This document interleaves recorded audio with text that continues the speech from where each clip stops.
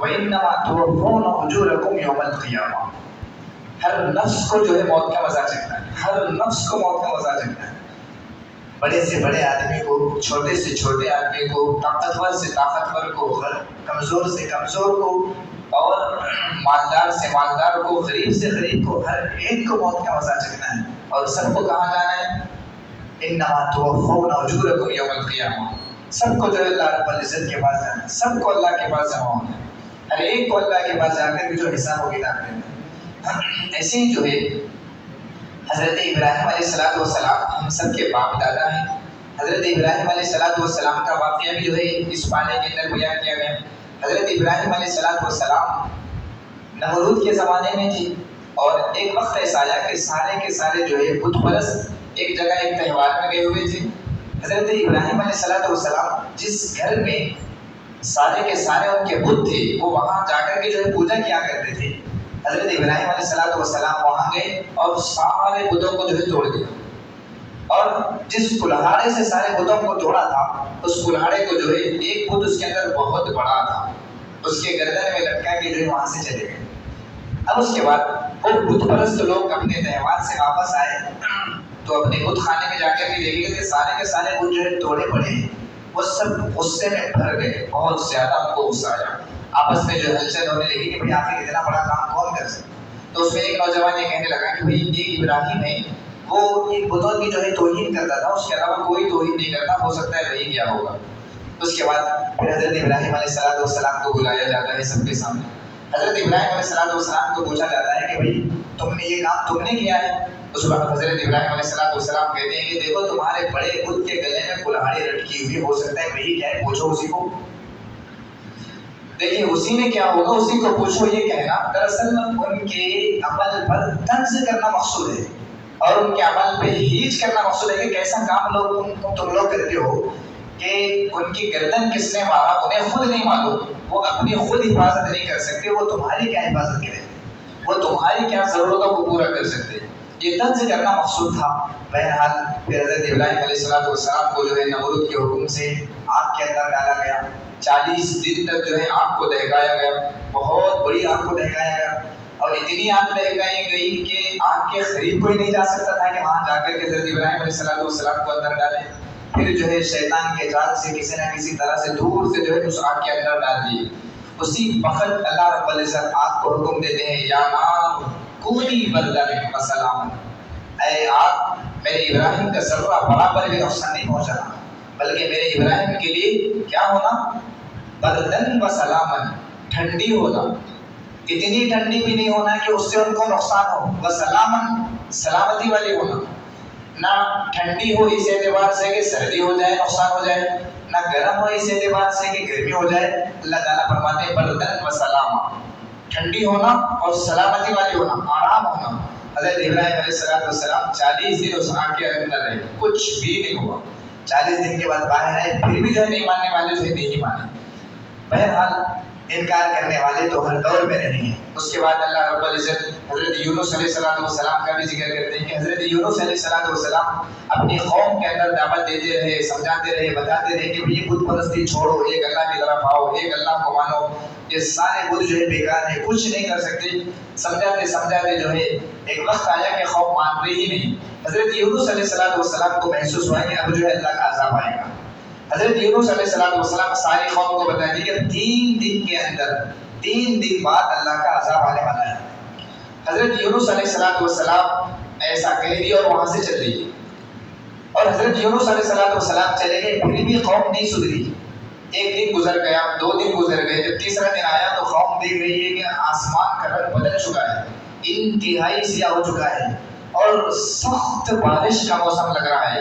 ساری قوم کو حیرت ہونے لگی، بے چین ہونے لگی، پریشان ہونے لگی۔ اب تو اللہ کا نبی بھی نہیں ہے یہاں پر کہ وہاں جا کے جو ہے معافی مانگے اور کہیں کہ بھائی تم دعا کرو، اللہ سے کچھ بھی نہیں ہے۔ اب سارے کے سارے سب پریشان ہوئے اور سب ایک ساتھ جو ہے اللہ کے سامنے معافی مانگی، سب سجدے میں گر گئے اور سچی جو ہے اللہ سے دعا کی۔ جیسے اللہ رب العزت کے سامنے گر گئے، آہذاری کی، اللہ تعالیٰ موسم کو جو ہے پھر بدل دیا، سب کے سب جو ہے موسم بدل گیا اور سب اچھی زندگی گزارنے لگے۔ حضرت یونس علیہ السلام وہاں سے چلے گئے تو اللہ رب العزت کو ان کا یہ عمل ناگوار محسوس ہوا۔ اس کے بعد حضرت یونس علیہ السلام وہاں سے جا کر کے جو ہے سمندر میں سفر کیے. سمندر میں سفر کرتے کرتے پھر اللہ کے حکم سے جو ہے ایک مچھلی نے جو ہے نگل لیا. ایک مچھلی کے اندر چلے گئے. پھر اس مچھلی کو ایک اور مچھلی نے نگل لیا اور وہ مچھلی جو ہے اندر تہہ میں چلے گئی. انتہائی تاریکی. اب آپ اندازہ لگائیے مچھلی کے اندر خود تاریکی ہے, پھر وہ مچھلی کی کسی اور مچھلی کے اندر چلے گئی اور وہ مچھلی انتہائی تہہ میں چلے گئی سمندر کے اندر, تو کتنی تاریکی ہوگی, اندھیرا ہی اندھیرا, اندھیرا ہی اندھیرا. اس وقت حضرت یونس علیہ السلام کہنے لگے لا الہ الا انت سبحانک انی کنت من الظالمین. اے پروردگار, نہیں ہے آپ کے علاوہ کوئی معبود, لا الہ الا انت سبحانک, یقیناً آپ کی ذات بڑی پاک ذات ہے, انی کنت من الظالمین, میں ہی ظالمین ہوں, میں ہی نافرمان ہوں, میں ہی گنہگار ہوں. حضرت یونس علیہ السلام پیغمبر ہونے کے باوجود جو ہے لا الہ الا انت سبحانک انی کنت من الظالمین کثرت سے پڑھتے رہے. ایک لمبا زمانہ گزرنے کے بعد پھر وہ مچھلی جو ہے حضرت یونس علیہ السلام کو سمندر کے باہر لے جا کر کے جو ہے ڈال دیتی ہے. پھر اس کے بعد الگ زندگی جو ہے بسر کرتے ہیں. بہرحال یہ واقعات ہے, یہ ہم سب کے لیے نصیحت ہے اس کے اندر. اور ایسے ہی اللہ رب العزت آگے فرماتے ہیں قربانی کے تعلق سے کہ لن ينال الله لحومها ولا دماؤها ولكن يناله التقوى منكم. آدمی ہم جو ہے جیسے قربانی کے موقع پر قربانی کر دیتے ہیں اور خوش ہو جاتے ہیں کہ ہم جو ہے لاکھوں روپے ہزاروں روپے لگائے قربانی کی.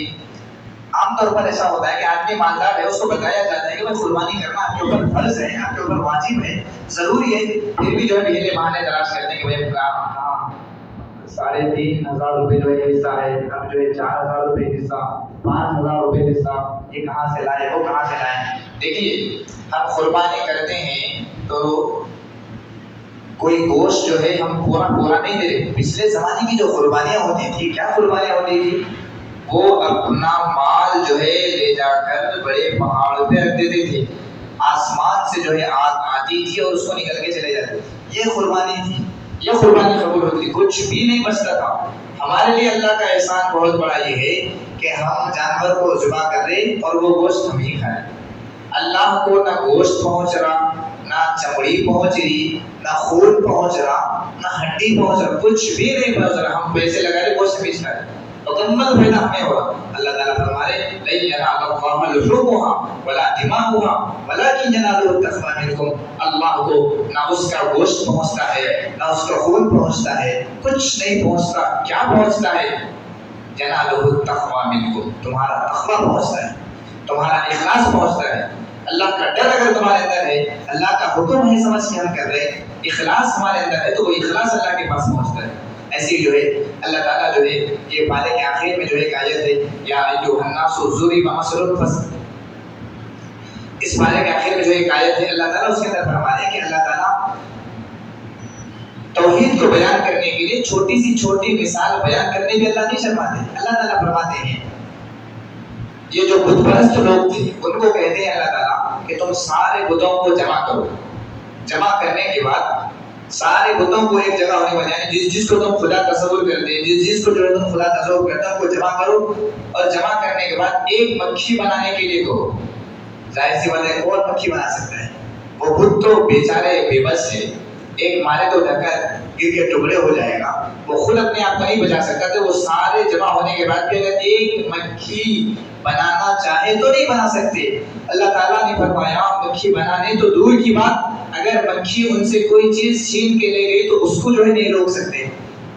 سب مل کر کے اگر ایک مکھی کوئی چیز لے کر کے جائے تو اس مکھی کی چیز کو جو ہے نہیں روک سکتے. یہ تمہارا کیا اچھا اور برا کرے, اس لیے باز آ جاؤ. اللہ تعالیٰ کہتے ہیں, اللہ رب العزت حکم دیتے ہیں مسلمانوں سے, ایمان والوں سے کہ ارکعوا واسجدوا واعبدوا ربکم, اللہ ہی کے لیے رکوع کرو, اللہ ہی کے لیے سجدہ کرو, اللہ ہی کی عبادت کرو, اور وافعلوا الخیر, اور اللہ ہی کے لیے خیر کے کام کرتے رہو. کیوں؟